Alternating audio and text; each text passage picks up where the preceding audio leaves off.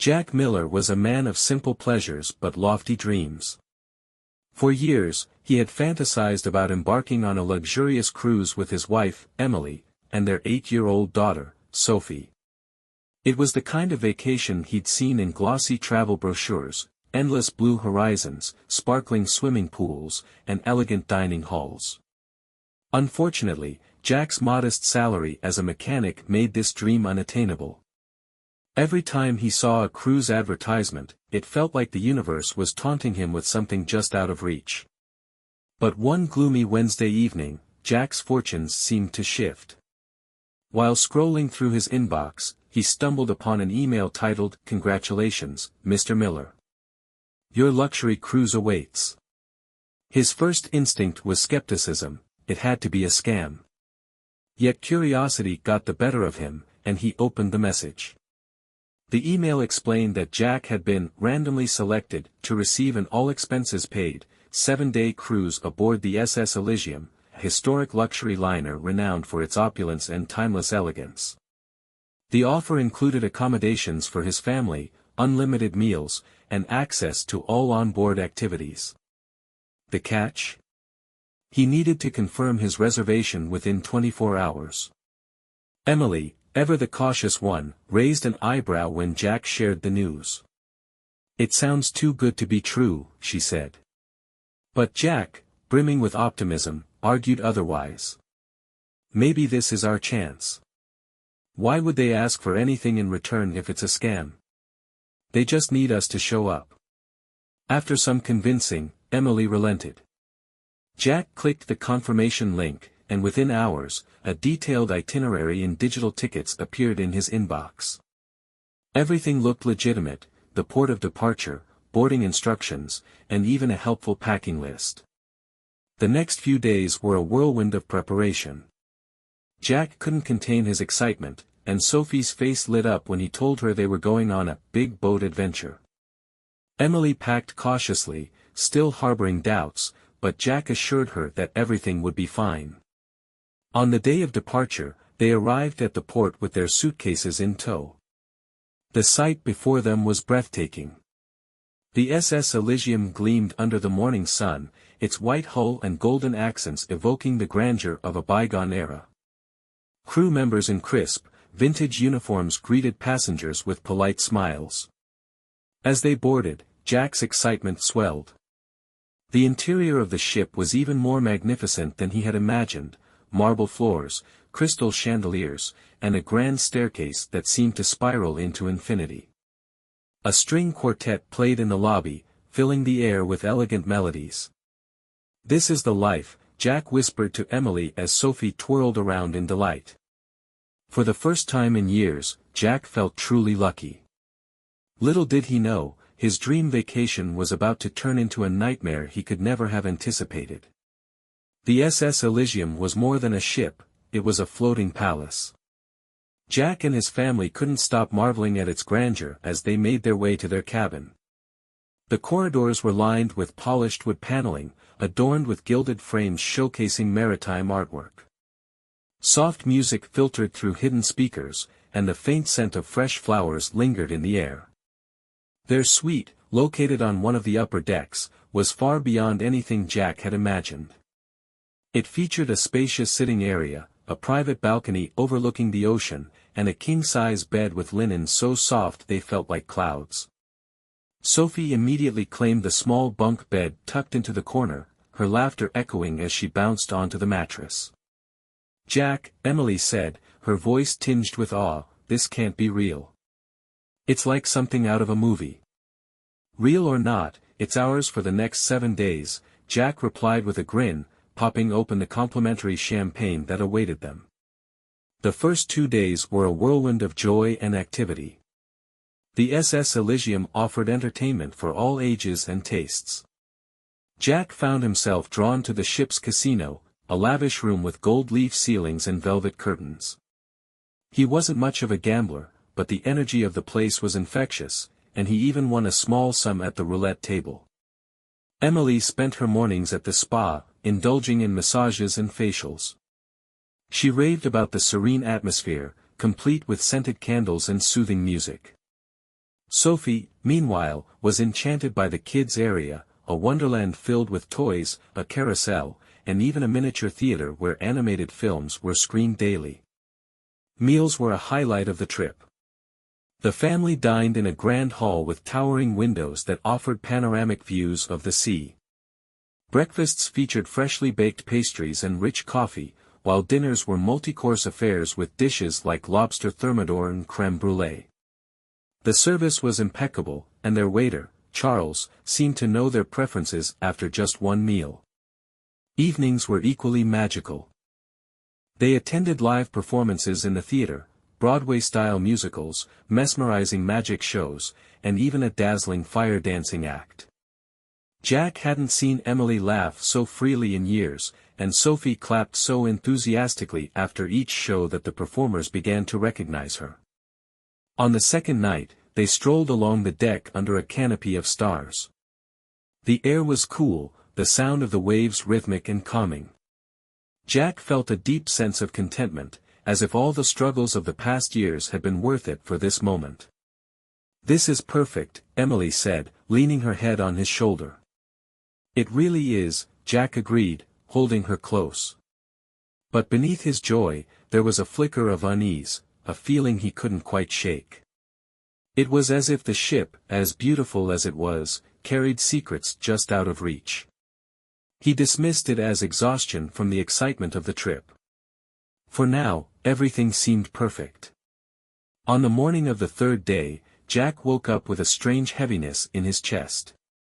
It wasn't the rich dinners or the champagne from the previous night, it was something deeper, a subtle sense of unease he couldn't explain.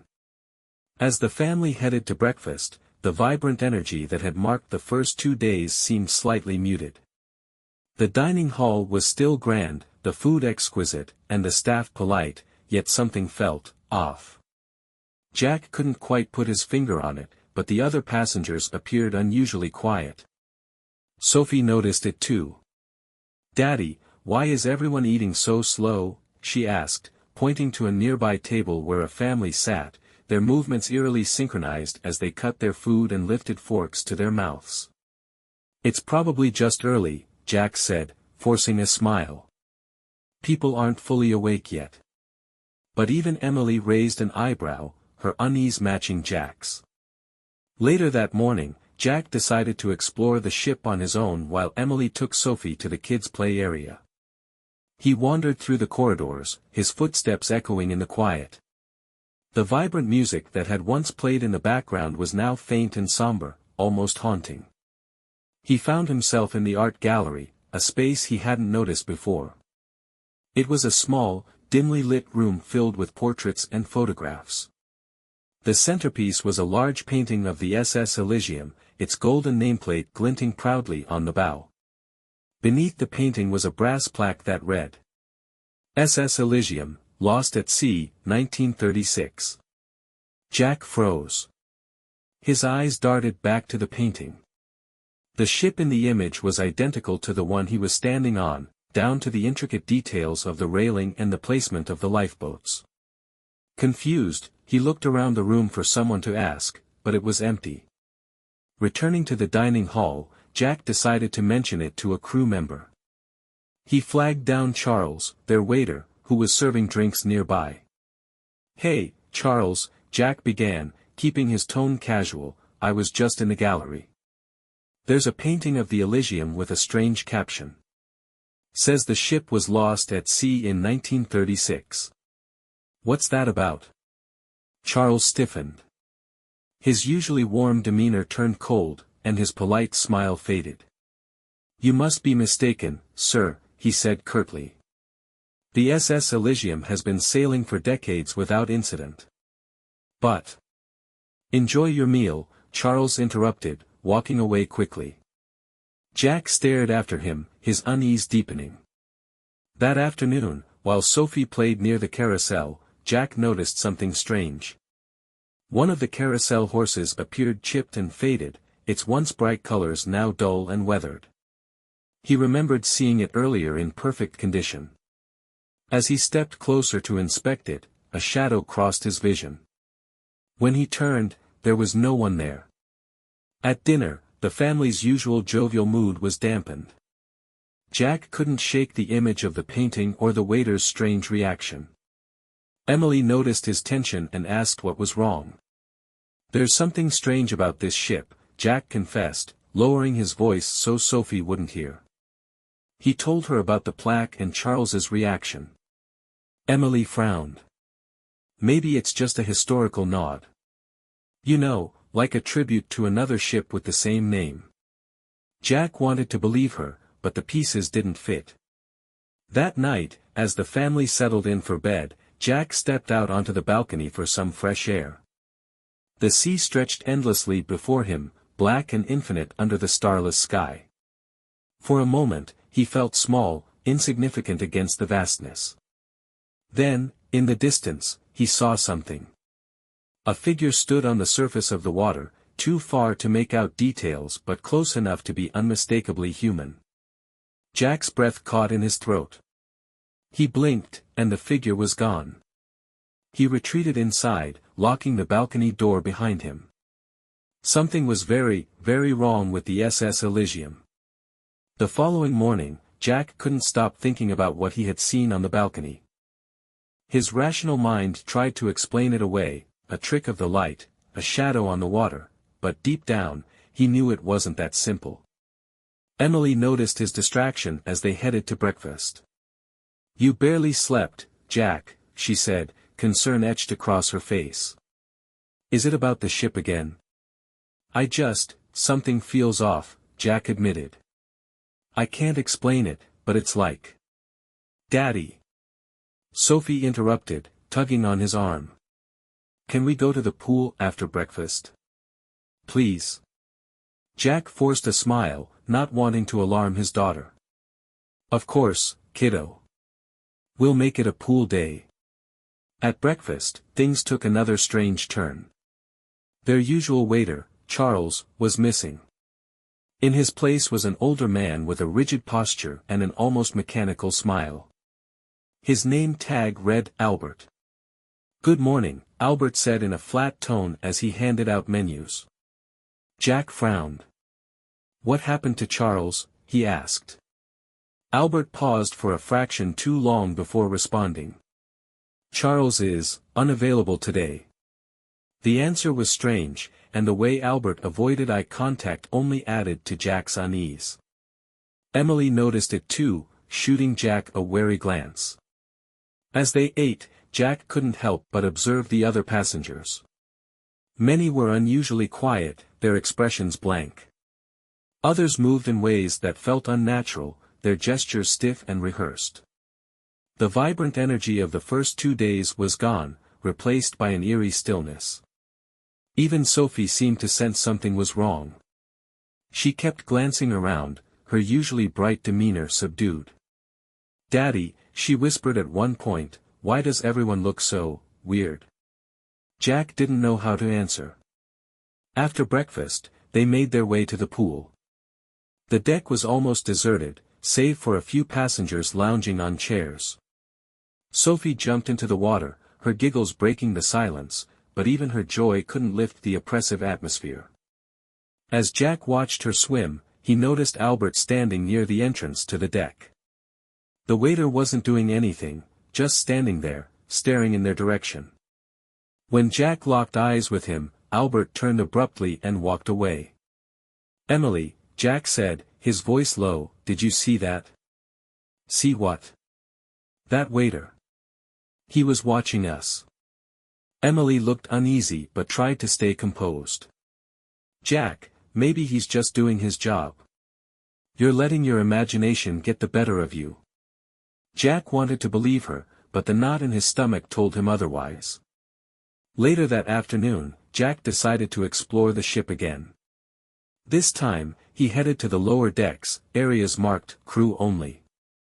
He knew he wasn't supposed to be there, but his curiosity, and growing paranoia, pushed him forward. The hallways were dimly lit, the air damp and heavy. As he turned a corner, he heard faint voices coming from behind a closed door. Pressing his ear to it, he could make out snippets of conversation. "He's starting to notice. We'll deal with them soon." Jack's heart raced. He stepped back, but his foot hit something, a loose plank on the floor. The creak echoed loudly in the silent corridor. The voices stopped. Panicking, Jack turned and hurried back the way he came. He didn't stop until he reached his cabin, locking the door behind him. "What's wrong?" Emily asked, startled by his sudden entrance. "We need to leave," Jack said, his voice shaking. "Something's not right on this ship." Emily frowned. "Jack, what are you talking about? We're in the middle of the ocean. Where would we even go?" "I don't know," Jack admitted, running a hand through his hair. "But I heard something. People talking, they know something about us. And Charles, he's gone, Emily. Just gone." Emily's face paled, but she tried to stay calm. "Maybe he's just off duty, Jack." "You're scaring me." Jack didn't respond. He didn't want to say it out loud, but he was beginning to wonder if they were already too late. That night, as the ship drifted through the dark waters, Jack couldn't shake the feeling that they were being watched. From somewhere deep in the vessel, a low, mournful sound echoed, a noise that sent shivers down his spine. And for the first time, he wondered if they would ever make it home.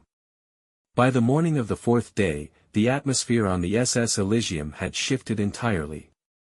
What had once been a vibrant, joyful cruise now felt like a staged performance, with everyone playing their roles a little too perfectly, or not at all. Jack awoke feeling restless. The previous night's events replayed in his mind, the strange conversation he'd overheard, the absence of Charles, and the way Albert had stared at them by the pool. Even Emily, who had been trying to stay optimistic, now seemed more wary.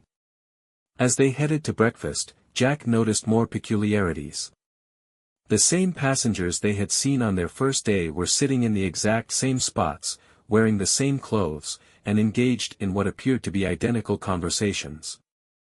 A man in a bowler hat laughed loudly, slapping his knee at a joke Jack had heard him tell on their first night. "Emily," Jack whispered, leaning toward her, "look around. Doesn't this feel wrong?" Emily glanced nervously at the other tables. "It's like they're stuck," she said under her breath. "Like they're repeating." Jack nodded. "It's not just them. Even the ship looks different. Look at the walls." Emily's eyes widened as she noticed what Jack was pointing out. The once pristine wood paneling was now faded and chipped. A nearby chandelier, which had sparkled brilliantly just the day before, was covered in dust and cobwebs. "Daddy?" Sophie tugged on Jack's sleeve. "Why does it smell funny in here?" Jack hadn't noticed it at first, but now the air felt thick and stale, carrying a faint odor of mildew. "We're leaving," he said abruptly, standing up. "We'll eat somewhere else." Determined to find answers, Jack decided to confront the crew directly. After breakfast, he left Emily and Sophie in the play area and went to the main lobby, where the concierge desk was located. "Excuse me," Jack said to a young woman in a vintage uniform behind the counter. "I need to speak to the captain. It's urgent." The woman didn't look up. "The captain is unavailable," she said in a monotone voice. Jack clenched his fists. "Then tell me what's going on with this ship. Why does everything look like it's falling apart?" The woman finally lifted her gaze, her glassy eyes meeting his. "Sir, everything is perfectly fine. Please enjoy your cruise." Her words were hollow, rehearsed. Before Jack could press further, a hand clamped down on his shoulder. "Is there a problem, Mr. Miller?"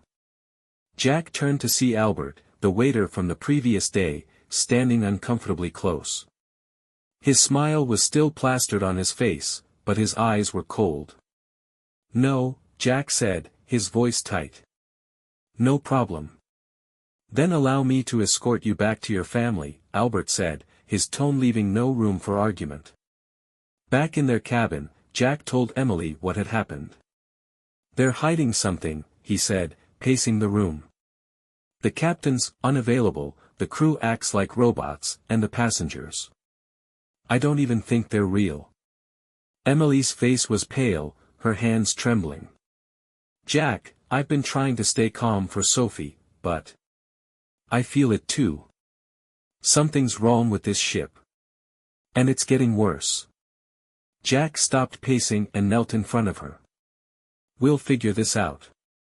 I promise. But we need to stay alert and stick together. Just then, the lights flickered. Sophie let out a small yelp, and Emily pulled her close.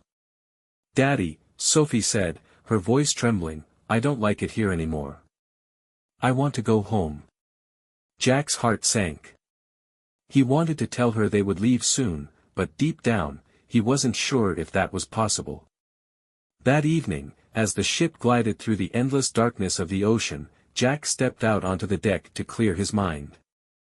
The cool breeze was a welcome relief, but the oppressive silence made his skin crawl.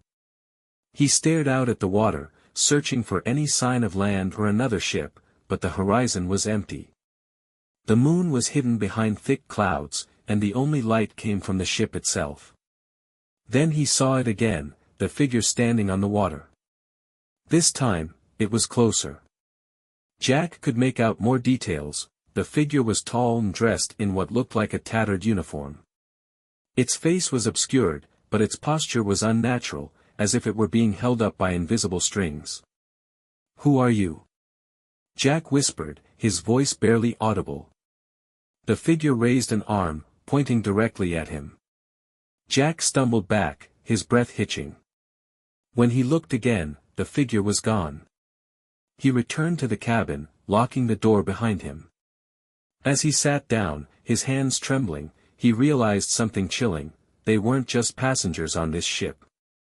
They were prisoners. Jack barely slept that night. The image of the figure pointing at him was burned into his mind, and every creak of the ship made his pulse quicken. He lay awake, listening to the rhythmic sound of the waves against the hull, trying to make sense of what was happening. By the time morning came, Jack had made up his mind: he needed answers. He couldn't sit idly by while the ship seemed to decay around them. Emily, noticing his resolve, didn't argue when he said he wanted to investigate further. Just be careful, she said, her voice tense. And don't take too long. Jack kissed her on the forehead and promised he'd return soon.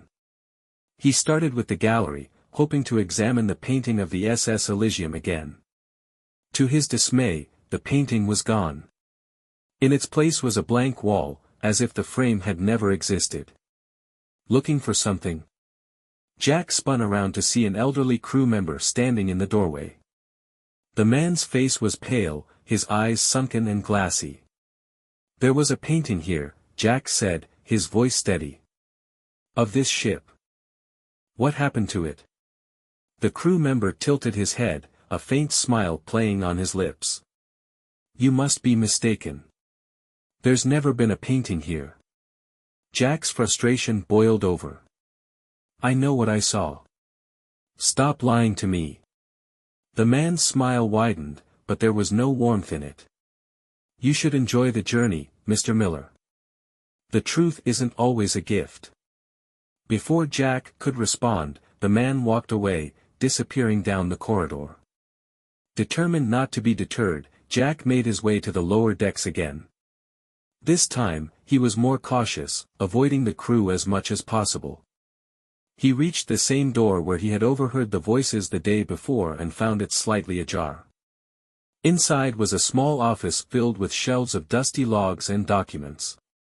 On the desk sat an old, leather-bound ledger. Jack opened it and began flipping through the pages. Most were mundane, lists of passengers, maintenance records, but then he found something that made his blood run cold. The final entry was dated October 12, 1936, and it read: SS Elysium declared lost at sea. All 243 souls presumed perished. Jack stared at the words, his mind racing. The ship had been lost for nearly 90 years. How could it be here now, sailing with passengers? He dug deeper, pulling out more papers and journals. The stories they told were horrifying. Passengers had reported seeing strange figures in the water, hearing whispers in empty rooms, and feeling a pervasive sense of dread. The crew had attempted to maintain order, but by the time the ship disappeared, it was clear something unnatural had taken hold. The final note in the logbook sent a chill down Jack's spine. "We are no longer alive. The ship, it won't let us go." As Jack processed the information, he heard footsteps approaching. Panicking, he stuffed the ledger into his jacket and slipped out of the room, narrowly avoiding detection. When he returned to the cabin, Emily was waiting for him, her expression a mix of relief and fear. "What did you find?" she asked. Jack pulled out the ledger and explained everything. As he spoke, Emily's face grew paler. "This ship is a ghost," she whispered. "It's not supposed to be here." Jack nodded. "And neither are we. But I don't think it's going to let us leave." Emily hugged Sophie tightly, tears welling in her eyes. "We have to try. We can't stay here, Jack." "We will," Jack said, his voice firm. "I'll find a way. I promise." That evening, the family stayed in their cabin, too afraid to join the other passengers. The ship's creaks and groans seemed louder than ever, and Jack could swear he heard whispers outside their door. As midnight approached, the lights flickered, plunging the room into darkness for a moment. When they came back on, Sophie pointed at the mirror on the wall, her voice trembling. "Daddy, look." Jack turned to see what she was pointing at. The mirror, once clear, was now fogged over as if someone had breathed on it. Slowly, words began to appear, written by an unseen hand. "You belong to the sea now." Jack stared, frozen in place, as the words lingered for a moment before fading. The ship was alive, and it wasn't letting them go. The eerie message on the mirror haunted Jack as he sat awake in the cabin, staring at the reflection that had returned to normal. Emily was trying to comfort Sophie, who had started crying, but even Emily's voice trembled. "What do we do, Jack?" Emily asked, her eyes searching his for answers. "We can't just wait for whatever is going to happen." Jack didn't have a plan yet, but he knew one thing: they couldn't stay passive. "We need to find a way to contact someone, another ship, the Coast Guard, anyone. There's got to be a radio room on board." Emily nodded, though the fear in her eyes was clear. "Just be careful." "I will," Jack promised, kissing her and Sophie on the forehead. "Lock the door and don't open it for anyone but me." The hallways of the SS Elysium were eerily silent as Jack made his way toward the upper decks, where he assumed the communications room would be located. The ship's once pristine decor now seemed to rot before his eyes. The wallpaper was peeling, the chandeliers were tarnished, and the air was thick with the smell of decay. As he passed the grand dining hall, he paused. Inside, the passengers were seated at their tables, but the scene was far from normal. Every single person was motionless, staring straight ahead, their faces blank and expressionless. Jack felt a chill creep up his spine. He quickly moved on, determined not to draw attention. Eventually, Jack found himself at the door to the bridge.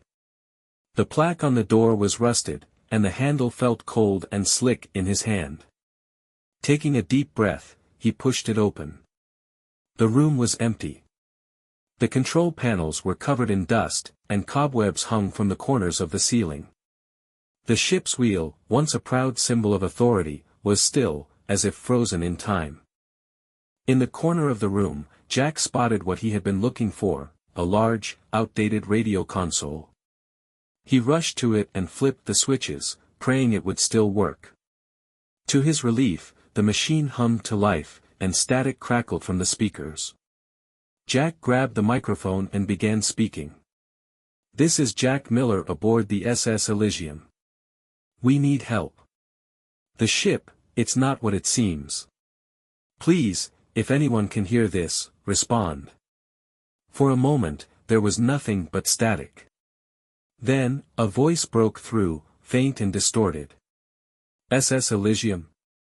That ship, lost, not possible. Jack's heart raced. Yes.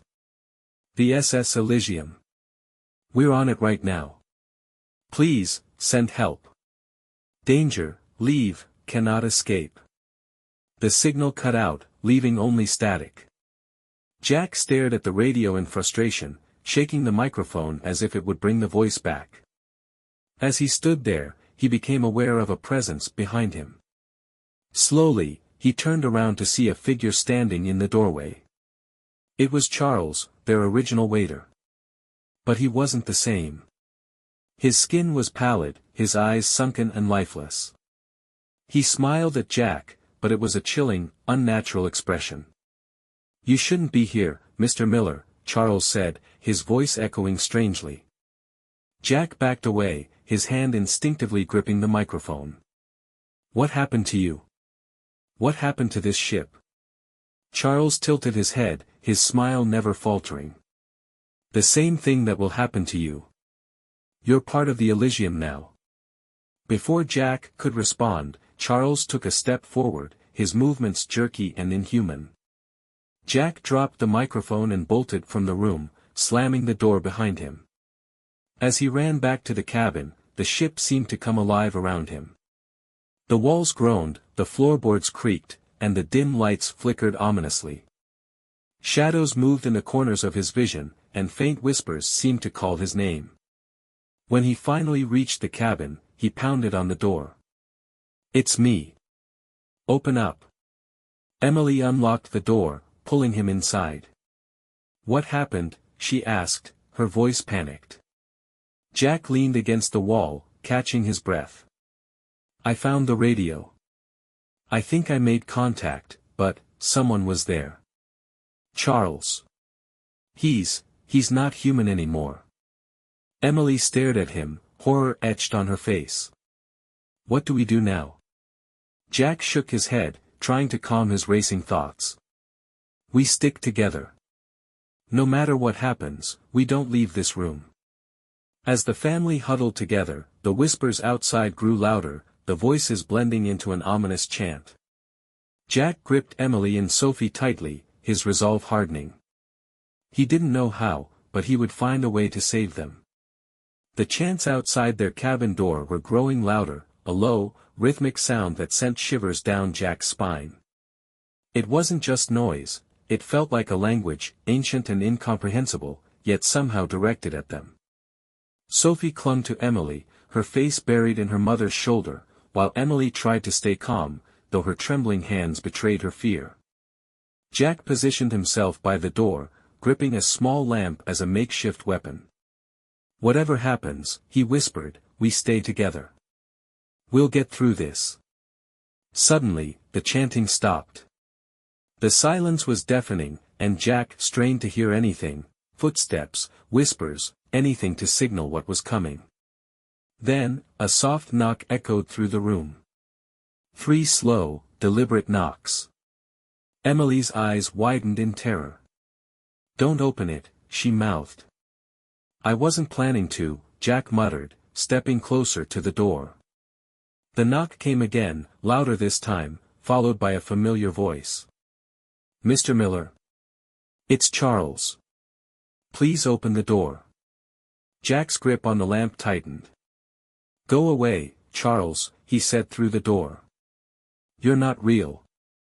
"Mr. Miller," Charles said, his tone smooth and polite, "we only want to help you. You and your family are special. The ship has chosen you. We don't want anything to do with this ship." Jack shouted. "Leave us alone." There was a long pause, and Jack almost thought Charles had gone. But then, his voice returned, colder and more menacing. "You can't leave, Mr. Miller. You belong to us now." Jack took a step back as the door began to rattle, the handle twisting violently. Emily screamed, pulling Sophie closer. Jack raised the lamp, ready to defend his family. The door creaked, but it held firm. After a few moments, the rattling stopped, and everything went silent again. The family stayed huddled together for what felt like hours, too afraid to move. Jack kept his eyes on the door, his mind racing with thoughts of how they could escape. Finally, the silence was broken by a soft voice. It was Sophie. "Daddy, I saw someone," she whispered. Jack turned to her, his heart sinking. "What do you mean, sweetheart? Where?" "In the mirror," Sophie said, pointing to the large oval mirror hanging on the wall. "A lady. She was crying." Jack exchanged a worried glance with Emily before walking cautiously toward the mirror. It looked normal, just his own reflection staring back at him. "There's nothing there, Sophie," Jack said gently, though his voice wavered. "She was there," Sophie insisted, her voice trembling. "She said we had to go before it's too late." The warning sent a chill through Jack. He sat back down, pulling Sophie onto his lap. "What else did she say, sweetie?" Sophie hesitated, her small hands clutching his shirt. "She said, the ship is hungry. That's why it wants us to stay." Emily gasped, covering her mouth with her hand. Jack's mind raced. If what Sophie said was true, then the SS Elysium wasn't just a haunted vessel, it was something alive, something that needed them for its own survival. The family spent the next several hours barricading the door with the furniture in the room. Jack knew it wouldn't hold forever, but it was better than doing nothing. As they worked, Jack tried to piece together what he knew.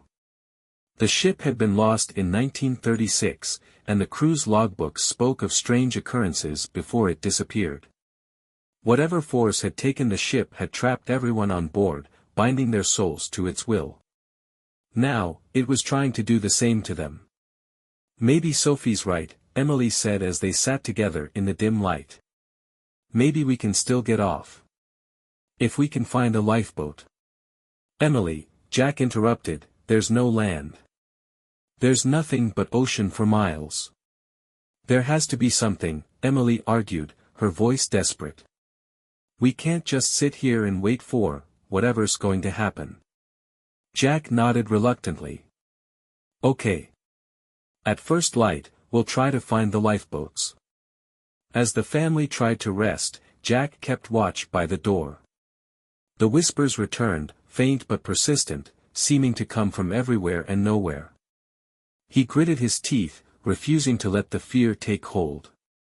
But deep down, he couldn't shake the feeling that the ship wasn't just alive, it was watching them. And it wasn't going to let them go without a fight.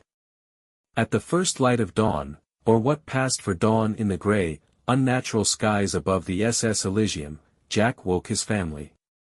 None of them had slept well. Emily's eyes were red and swollen, Sophie clung to her stuffed bear, and Jack's nerves were stretched thin. "Are you sure about this?" Emily asked as they unblocked the door. "We don't have a choice," Jack replied. "If there's even a chance we can find a lifeboat and get off this ship, we have to take it." With Sophie between them, they stepped cautiously into the corridor. The air felt heavier than before, as if the ship itself was aware of their plan. "Stay close," Jack whispered.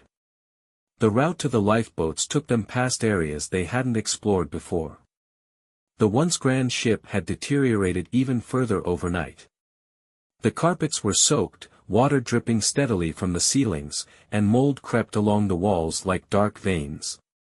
Jack tried to keep Sophie distracted, talking softly to her about what they might see when they were free of the ship, but her wide eyes darted nervously around, taking in the ghostly state of their surroundings. When they reached the deck where the lifeboats should have been, Jack's stomach sank. The lifeboats were still there, but they were rotted and broken, barely hanging from their rusted davits. One of them had already collapsed into the water below, its jagged remains bobbing uselessly on the waves. Emily covered her mouth, stifling a cry. "Oh my God, we can't use these." Jack inspected the nearest lifeboat, hoping against hope that it could still hold their weight. But the wood crumbled under his touch, and the ropes frayed with the slightest pull. "No," he muttered, stepping back. "No, no, no." A low groan rumbled through the ship, as if it were laughing at their despair. Sophie tugged on Jack's sleeve. "Daddy, I see the lady again." Jack turned sharply. "Where, Sophie?" She pointed toward the far end of the deck, where a faint, ghostly figure stood. It was a woman in a tattered dress, her hair flowing as if caught in an invisible breeze. Her face was pale and tear-streaked, her hollow eyes locked on Sophie. "She's telling us to hurry," Sophie whispered. Emily tightened her grip on Sophie's hand, pulling her back. "Jack, we need to leave. Now." But Jack took a step toward the figure, desperate for answers. "What do you want? What are we supposed to do?" he called out. The woman didn't speak, but she raised her hand and pointed toward the horizon. For a brief moment, the clouds parted, and Jack saw something in the distance, an island, faint but unmistakable, shrouded in mist. Jack's heart leapt. "There's land," he said, turning to Emily. "We can make it. We just need something to float on." The woman's image flickered and disappeared, leaving them alone again. Jack searched the deck frantically, his mind racing. "We'll use anything, planks, barrels, anything that can float." Emily hesitated, looking at the decayed lifeboats. "Do you think she's telling the truth? Do we have a choice?" Jack shot back. Reluctantly, Emily helped him scavenge for usable materials. They tore apart a nearby storage crate, pulling out wooden panels and tying them together with ropes from the lifeboats. The makeshift raft was crude, but it looked sturdy enough to hold them. As they worked, the air grew colder, and the ship groaned ominously. Jack knew they were running out of time. Finally, the raft was ready. Jack lowered it into the water, praying it would hold. It bobbed unevenly but didn't sink. "Come on," Jack urged, lifting Sophie into his arms. Emily climbed onto the raft first, holding her hands out to Sophie. Jack followed, the raft dipping dangerously under his weight before steadying. Just as they began paddling away from the ship, a deafening roar erupted behind them. The SS Elysium seemed to come alive, its decayed hull twisting and creaking as black tendrils of smoke rose from its chimneys. "Paddle faster!" Jack shouted, his voice hoarse. As they moved further from the ship, the tendrils of smoke extended toward them, writhing like living creatures. Jack and Emily paddled with all their strength, Sophie clutching her bear and sobbing into her mother's shoulder. The island was still far away, but it was closer than the ship. Jack focused on it, ignoring the burning in his arms and the ominous sound of the ship behind them. Almost there, he muttered to himself. Just a little further. But deep down, he wondered if they could truly escape the SS Elysium. The raft bobbed unsteadily on the choppy waves, every creak of the makeshift boards reminding Jack how fragile their escape plan was. The SS Elysium loomed behind them, its massive, decaying hull groaning as if alive. The black tendrils of smoke, impossibly long and snake-like, writhed through the air, inching closer to the fleeing family. "Jack!" Emily shouted, panic rising in her voice. "They're getting closer." Jack gritted his teeth, gripping the broken wooden plank he was using as a paddle. "Keep going. Don't look back." The tendrils hissed and crackled as they stretched toward the raft, reaching across the water with unnatural speed. Jack paddled harder, his arms burning with effort. Emily did the same, tears streaking her face as she tried to keep Sophie calm. "We're almost there," Jack yelled, though the island still seemed far away. The mist surrounding it was thick and ominous, but it was their only hope. Suddenly, one of the tendrils lashed out, striking the water just feet from the raft. The impact sent a shockwave through the water, nearly tipping them over. Sophie screamed, clinging to Emily as the raft tilted dangerously. "Hold on!" Jack shouted, using his weight to steady the raft. The tendrils struck again, this time splintering part of the raft's edge. Water began to seep through the cracks, soaking their shoes. "We're not going to make it," Emily cried. "Yes, we will," Jack yelled back, his voice filled with a determination he didn't entirely feel. Just as another tendril surged toward them, a piercing wail echoed across the water. The sound was deafening, like the cry of 1,000 souls in agony. Jack instinctively covered his ears, and the tendrils recoiled, as if in pain. "What was that?" Emily asked, her voice shaking. Jack looked back at the SS Elysium, his heart pounding. The ship's structure was twisting and contorting, its smokestack spewing black mist as the wail grew louder. It was as if the ship itself was screaming, angered by their escape. "It's the ship," Jack said, his voice barely audible over the noise. "It doesn't want us to leave." The tendrils regrouped, surging toward the raft with renewed fury. Jack paddled with everything he had, the island growing larger with each stroke. "We're close," Emily cried, her voice filled with equal parts hope and desperation. As they neared the mist surrounding the island, Jack felt a strange warmth wash over him. The air grew lighter, the oppressive weight of the ship's presence beginning to fade. But the tendrils didn't relent, their dark shapes slicing through the water like predators closing in on their prey. "Almost there," Jack muttered, his arms screaming in protest. Suddenly, a bright light pierced the mist. It came from the island, golden and radiant, cutting through the darkness like a beacon. The tendrils hesitated, writhing in confusion as the light grew stronger. "What is that?" Emily asked, shielding Sophie's eyes. "I don't know," Jack said, paddling toward it. "But it's our only chance." The light expanded, enveloping the raft just as the tendrils lunged for them. Jack braced for impact, but the tendrils dissolved the moment they touched the light, evaporating into black smoke. The wail of the SS Elysium reached a deafening crescendo before abruptly cutting off, leaving only the sound of waves lapping against the raft. When Jack looked back, the ship was gone. The endless ocean stretched behind them, empty and calm.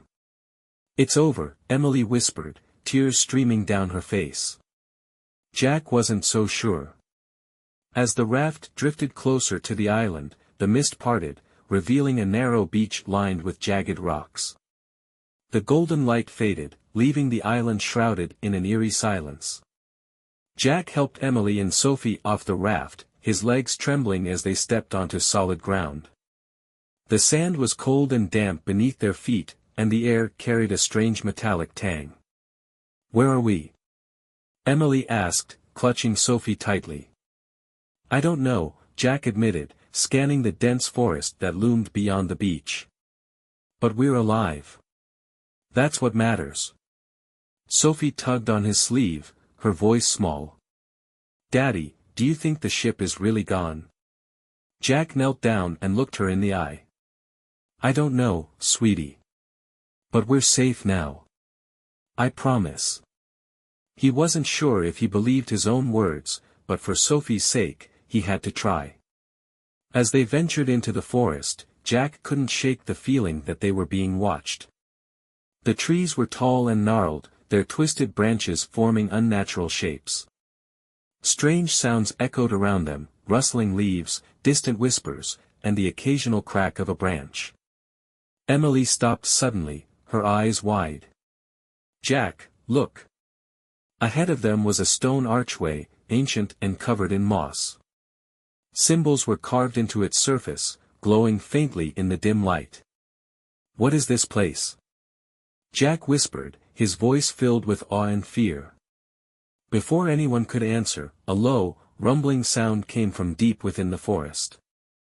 The SS Elysium may have been gone, but whatever they had escaped to was far from safe. The ancient archway loomed before them, its glowing symbols casting an eerie light onto the dense, twisted forest. Jack, Emily, and Sophie hesitated at its threshold, unsure of what lay beyond. The rumbling sound from deep within the island had grown louder, resonating through the ground beneath their feet like a heartbeat. "We shouldn't go in there," Emily said, her voice trembling. Jack nodded, but they had no other choice. The beach offered no shelter, and the dense mist surrounding the island suggested there was no going back to the open ocean. "Stay close," Jack said, gripping a broken branch he had picked up from the forest floor. It wasn't much, but it was better than nothing. As they passed under the archway, the air grew colder, and the light from the symbols flickered. Sophie clung tightly to Emily, her small hands trembling. Jack led the way, his heart pounding with every step. The forest beyond the archway was unlike anything they had seen before. The trees were massive and gnarled, their trunks twisted as if frozen mid-scream. Strange, bioluminescent plants glowed faintly in the underbrush, casting an unnatural blue-green light. The air was thick with the scent of damp earth and something metallic, like rust. "What is this place?" Emily whispered, her voice barely audible. "I don't know," Jack replied. "But it's not natural." As they moved deeper into the forest, they began to notice the remains of structures, stone walls, crumbled staircases, and shattered statues. Whatever civilization had once existed here was long gone, but the architecture suggested a culture both advanced and mysterious. Jack stopped abruptly, holding up a hand to silence Emily and Sophie. "Do you hear that?" he asked. Emily strained her ears. At first, there was only silence, but then she heard it, a faint whispering, like a chorus of voices just out of reach. "Jack, we need to go back," she said, her grip on Sophie tightening. "We can't," Jack said, his jaw set. "The ship's gone. This is the only place we have now." The whispers grew louder as they continued, the voices overlapping in a cacophony of unintelligible words. Sophie covered her ears, tears streaming down her face. "Make it stop," she cried. Jack knelt down and pulled her into his arms. "It's okay, sweetheart. I'm here. We'll get through this." As he comforted her, Emily pointed ahead. "Jack, look." Through the trees, they saw a clearing. In the center was a massive stone pedestal, its surface carved with the same glowing symbols as the archway. On top of the pedestal was a large, blackened object that looked like a ship's bell. The whispers intensified as they approached the clearing, the air vibrating with their strange, haunting energy. "What is that?" Emily asked, her voice barely above a whisper. "I think it's the source," Jack said. As they stepped closer to the pedestal, Sophie froze. "Daddy, I don't want to go near it," she said, her voice shaking. Jack hesitated, then looked back at Emily. "Stay here with Sophie. I'll check it out." "Jack, be careful," Emily said, fear etched across her face.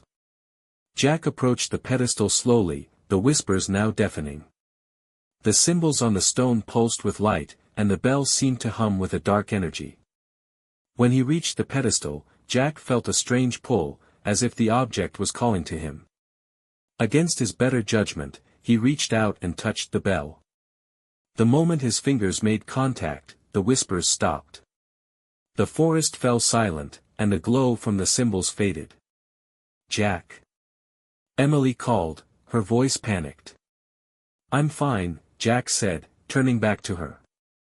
But before he could take a step, the ground beneath the pedestal began to tremble. A deep, guttural roar echoed through the forest, and the bell began to vibrate violently. Jack stumbled backward as cracks formed along the pedestal, releasing tendrils of black smoke that twisted and writhed in the air. "What's happening?"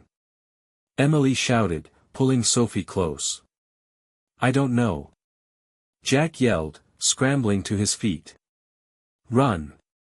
The family turned and fled, the forest erupting into chaos around them.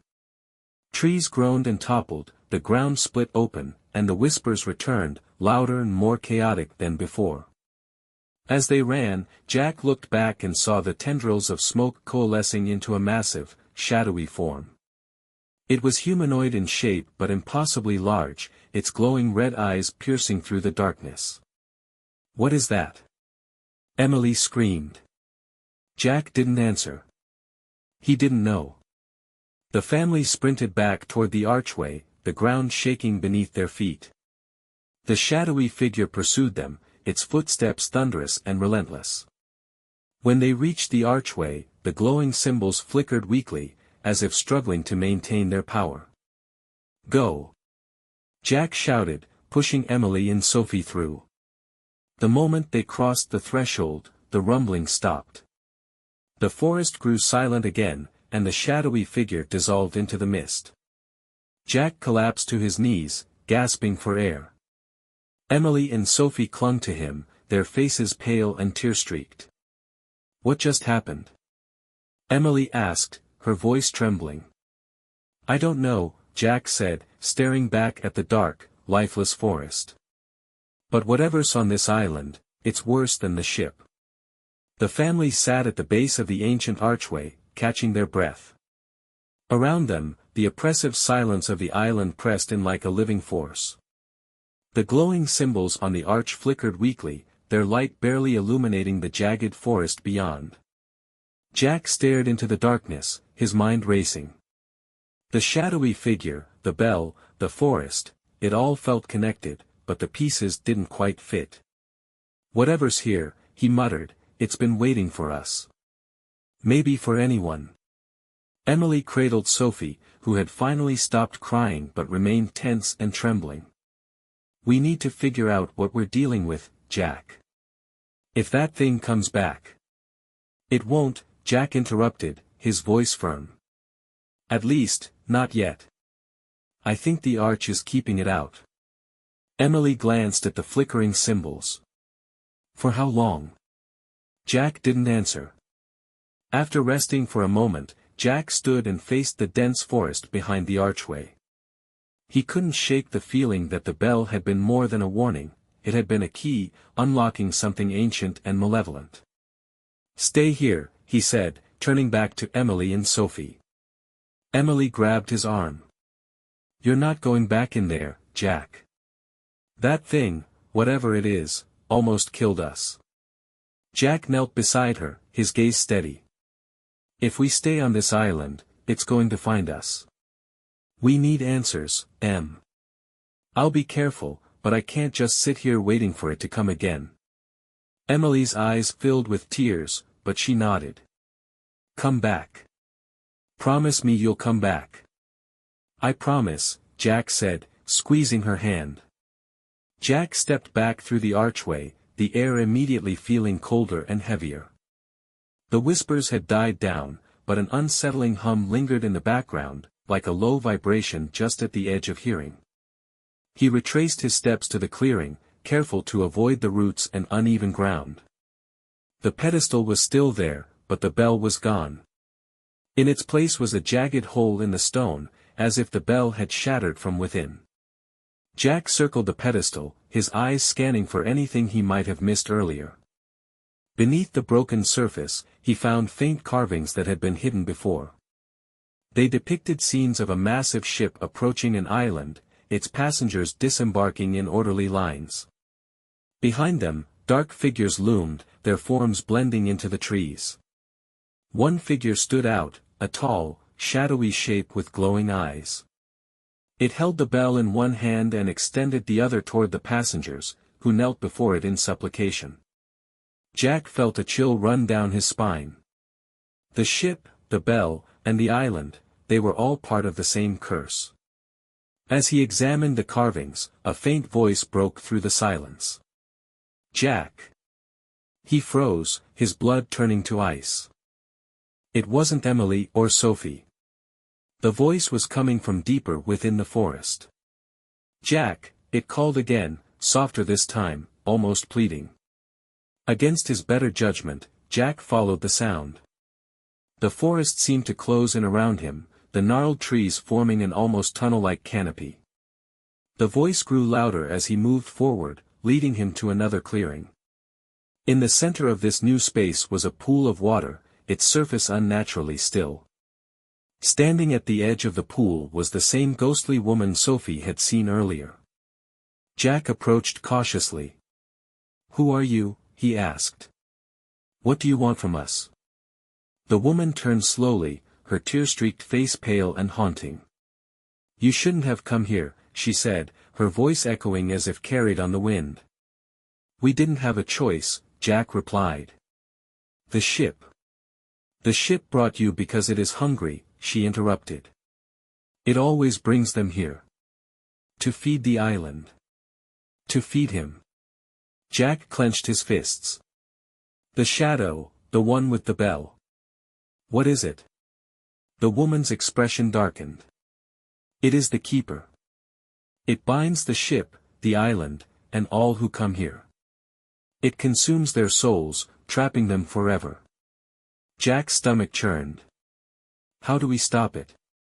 The woman looked at him with sorrowful eyes. "You can't stop it. But you can escape." "How?" Jack demanded, stepping closer. The woman gestured toward the pool. "The water. It is a passage. It will take you where the island cannot follow. But the price is high." Jack hesitated. "What price?" The woman didn't answer. Instead, she began to fade, her form dissolving into the mist. "Choose wisely," she whispered before vanishing completely. Jack stared at the pool, his reflection staring back at him. He didn't know if he could trust the woman, but it was their only lead. He turned and ran back toward the archway, the hum in the air growing louder with every step. When he emerged, Emily and Sophie rushed to him. "Did you find anything?" Emily asked, her voice tight with worry. Jack nodded. "There's a pool deeper in the forest. The woman said it can take us somewhere safe, but..." "But what?" Emily pressed. "She said there's a price," Jack admitted. Emily's face fell, and Sophie clung to her arm. "What kind of price?" Emily asked. "I don't know," Jack said. "But it's the only chance we've got." The family stood in silence, the weight of the decision pressing down on them. The whispers in the air grew louder, and the ground began to tremble again. "We don't have much time," Jack said. "We need to decide, now." Emily took Sophie's hand, her eyes meeting Jack's. "If this is the only way, we'll do it. Together." Jack nodded, his resolve hardening. "Then let's go." As they stepped back through the archway and into the forest, Jack couldn't shake the feeling that they were walking into a trap. But it didn't matter. Whatever lay ahead had to be better than the curse of the SS Elysium. Or so he hoped. The forest seemed darker and more oppressive as Jack led his family back to the clearing with the pool. The whispers had grown louder, rising and falling like a sinister chant. Sophie held Emily's hand tightly, her face pale and frightened, while Jack gripped his makeshift weapon, his eyes darting to every shadow. When they reached the clearing, the pool's surface shimmered with an unnatural light, its reflection twisting and distorting their images. Jack stepped closer, staring into the water. "This is it," he said. "The woman said it's the only way out." Emily hesitated, her arms protectively wrapped around Sophie. "What if it's a trick? What if it's just another trap?" Jack turned to her, his face grim. "It might be. But staying here isn't an option. That thing, it's going to find us eventually." Emily nodded reluctantly, her gaze shifting to the glowing water. "What did she mean about a price?" "I don't know," Jack admitted. "But whatever it is, we'll face it. Together." The family stood at the edge of the pool, the water's light casting an eerie glow on their faces. Jack stepped forward first, testing the surface with his foot. To his surprise, it wasn't cold, it was warm, almost inviting. He turned back to Emily and Sophie. "It's safe," he said, though his voice betrayed his uncertainty. Sophie clung to Emily, tears streaming down her face. "I don't want to go, Mommy. I'm scared." Emily knelt down, holding Sophie's face in her hands. I know, sweetheart. I'm scared too. But we have to be brave, okay? We'll be together. Always. Sophie nodded reluctantly, and Emily lifted her into her arms. One by one, they stepped into the pool. The water rose around them, warm and thick, as if it were alive. The glow intensified, and Jack felt a strange pull, as though the pool was drawing him deeper. Just hold on to me, Jack said, gripping Emily's free hand. The water rose above their heads, and for a moment, there was nothing but darkness. Jack held his breath, his chest tight with panic. Then, suddenly, they were falling. The family landed on a cold, hard surface, coughing and gasping for air. Jack opened his eyes and saw that they were lying on a rocky shoreline, waves lapping at the edge of a black sand beach. The sky above was gray and overcast, and the oppressive hum of the island was gone. Are you okay? Jack asked, pulling Emily and Sophie close. Emily nodded, her breath ragged. I think so. Sophie clung to her father, tears streaming down her face. Where are we? Jack looked around. The beach stretched endlessly in both directions, and beyond it, a dense forest loomed. But there was no sign of the SS Elysium, the shadowy figure, or the cursed island. I don't know, Jack admitted. But we're alive. That's what matters. As they sat on the beach, catching their breath, Jack noticed something strange. The water from the pool had left an imprint on his arm, a faint, glowing symbol, similar to the ones on the archway. What is that? Emily asked, pointing to the mark. Jack shook his head. I don't know. Maybe it's part of the price. Emily's face darkened. Do you think we're safe? Jack looked out at the horizon, where the gray sky met the endless ocean. I don't know if we'll ever be safe, he said. But we're free.